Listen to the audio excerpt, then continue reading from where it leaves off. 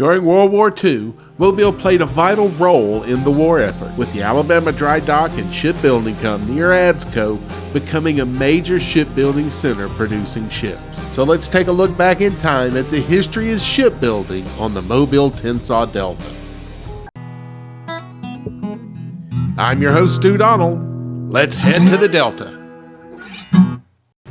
Ever since its founding in 1916, Amigeaux was a crucial part of Mobile's economy, building and maintaining U.S. ships during both World War I and World War II.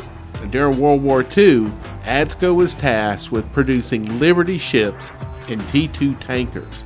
Both were vital for transporting supplies and troops.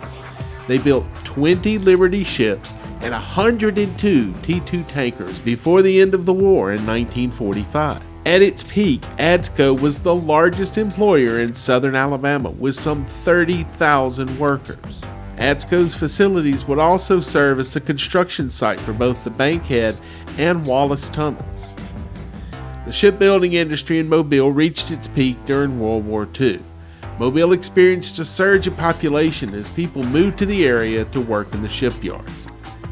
My grandfather was one of those people. He left my dad's family up in Gilbertown, Alabama, headed down to Mobile to work on the ships for the war effort. The influx of workers like my grandfather led to overcrowding, housing shortages, and overburdened schools. In 1943, a race riot erupted at Alabama dry docks after 12 black workers were promoted to welders, a position previously reserved for white employees only. Liberty ships were a class of cargo ships that were built during World War II under the Emergency Shipbuilding Program. Although British in concept, the design was adopted by the United States for its simple, low-cost construction. Mass-produced on an unprecedented scale, the Liberty ship came to symbolize U.S. wartime industrial output. The class was developed to meet British orders for transports to replace ships that had been lost. 18 American shipyards built 2,710 Liberty ships between 1941 and 1945, easily the largest number of ships ever produced to a single design. The Liberty ship was effectively superseded by the Victory ship, a somewhat larger, materially faster, more modern powered vessel of generally similar design. Over 500 were built between 1943 and 1945. Liberty ship production mirrored, albeit on a much larger scale, the manufacture of Hog Islander and similar standardized ship types during World War I. The immensity of the effort, the number of ships built, the role of female workers in their construction, and their survival of some far longer than their original 5-year design life combined to make them the subject of much continued interest. The T2 tanker, or just T2, was a class of oil tanker constructed and produced in large numbers in the United States during World War II. Only the T3 tankers were larger, Navy oilers of that same period. Some 533 T2s were built between 1940 and the end of 1945. They were used to transport fuel oil, diesel fuel, gasoline, and sometimes black oil crude oil. Post-war, many T2s remained in use. Like other hastily built World War II ships pressed into peacetime service, there were safety concerns. As was found during the war, the United States Coast Guard Marine Board of Investigation in 1952 stated that in cold weather, the ships were prone to metal fatigue, cracking, so were belted with steel straps. This occurred after 2 T2s, Pendleton and Fort Mercer, split in two off Cape Cod within hours of each other.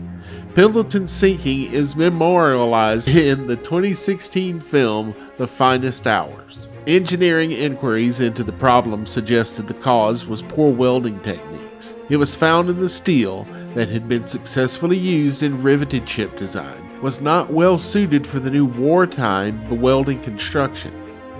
The high sulfur content made the steel brittle and prone to metal fatigue at lower temperatures. The T2 design was formalized by the United States Maritime Commission as its medium-sized national defense tanker, a ship built for merchant service which could be militarized as a fleet auxiliary in time of war. In 1966, the U.S. Army reactivated 11 T-2 tankers and converted them into floating electrical power generation plants and deployed them to Vietnam. The ship's propulsion systems, electrical turbines, were used to generate electricity for onshore use, drawing on fuel from the ship's 150,000 barrel holds. This allowed the ships to reproduce electricity for 2 years without refueling for the Vietnam War. World War II would not be the first time that the city of Mobile would be called upon to build ships for war effort. In fact, dating all the way back to the Civil War, the very first submarine used in wartime, the CSS Hundley, was built right here in Mobile. The CSS Hundley, the first submarine to sink an enemy ship, was built in Mobile and launched in July 1863. She was then shipped by rail to Charleston. Colloquially referred to as the fishboat or the porpoise, the Hundley sank on August 29, 1863 during a test run. She killed all 5 members of her crew. She was later recovered and restored, then sank again on October 15th that same year, this time killing all 8 on board, including Horace Lawson Hundley, whom she was named. But it is the 3rd time the Hundley sank that is historic. In February of 1864, the Hundley sank the 1,240-ton Union sloop of war Housatonic on assignment at the Charleston blockade. The Hundley once again sank, taking all 8 members of her 3rd crew with her, and was lost until 1995 when she was finally located on the ocean floor. In 2000, she was raised and is now on display in North Charleston, South Carolina.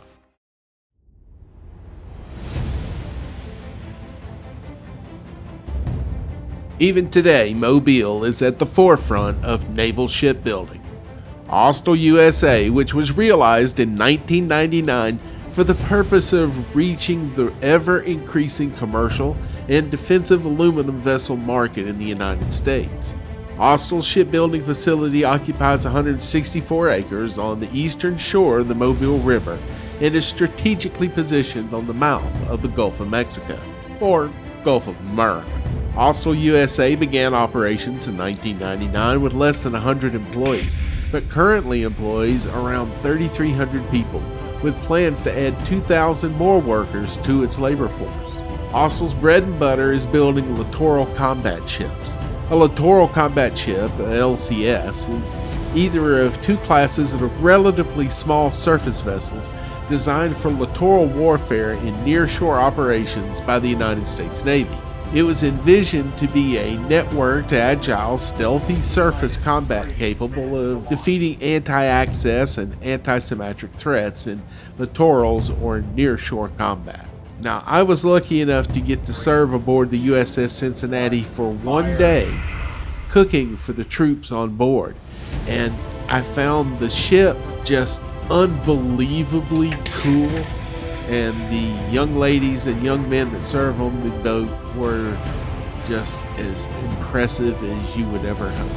I hope that I get to again cook aboard the USS Cincinnati one day. Mobile is a city over 300 years old, and as you can imagine, it has quite a maritime history. It's been fun peeling back through the years to take a look at how the shipbuilding industry has aided in the establishment and defense of this nation.